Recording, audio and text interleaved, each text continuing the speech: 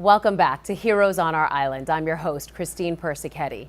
Now let's head to Floral Park, where we meet two sisters who have taken it upon themselves to brighten the days of teenagers who are struggling with mental illness. Here's the story of These Little Notes. Markers and index cards. It doesn't take much to make someone's day a little better. And the point of the note is just to make someone smile. Encouraging notes written by 22-year-old Riley Ingram and her 18-year-old sister Brittany here in their Floral Park home. My favorite one is Beyonce would be proud of you.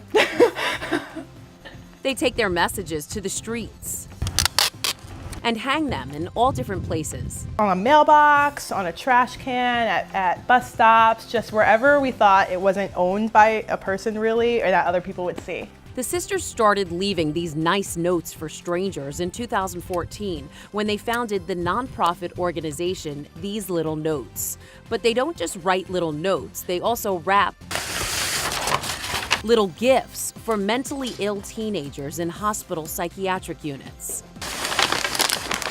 The gifts include a composition notebook, markers, cards, socks, and one of their little notes. They don't really get much when they get there, so it really makes their day. It's something for them to write in, gives them playing cards to help them interact with other people. Riley says she always wanted to donate to a nonprofit that delivers care packages to teens in psych units, but she couldn't find one. In college, I've definitely met people who had mental health issues and specifically spent time in psych units, and I realized that because there's so much stigma surrounding mental health, or mental illness rather, there isn't a lot of support for those people. The way someone reacts when someone is in a car accident or has a physical illness is very different to the way they react when someone has a mental health issue. So I wanted to initially donate to someone who is providing comfort for them, and I realized that there really wasn't anyone else doing it, so started it ourselves.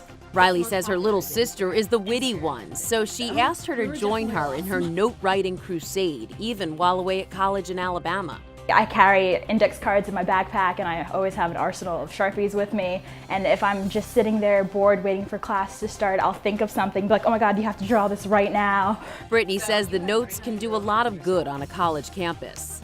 During finals week, I had a lot of things about like, your GPA doesn't define your worth, like you're more than your GPA, because it becomes a stressful time for a lot of people. So reminding people on a college campus that there's more to life than just this week. As for every other week, the surprise notes help to lift the spirits of those who read them. There's so many things that happen throughout a day, and it's so uncertain when you wake up. You don't know what happened, but just walking past something, if you smile for 10 seconds, your day's a little better. It kind of makes your week. Like these care packages make the week of the teens who receive them.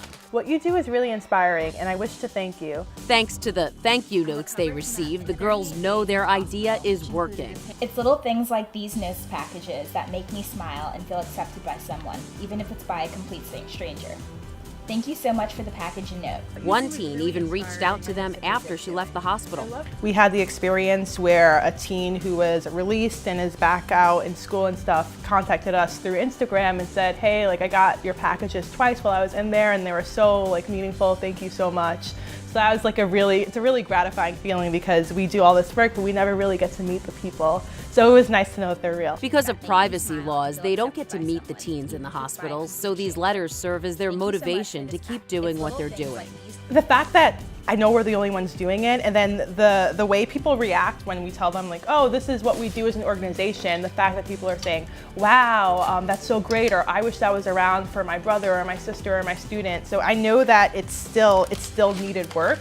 And then eventually every once in a while when we do get those letters or we do get those comments or emails, like that kind of reinforces that this is really important. So they're spreading. And it's been really cool. We went from just being one person doing notes in New York City. We have staff and a board and about 15 volunteers, and we've left notes in 16 territories, states, and provinces throughout the United States and Canada. When she first texted me, I had no idea it was going to become this big.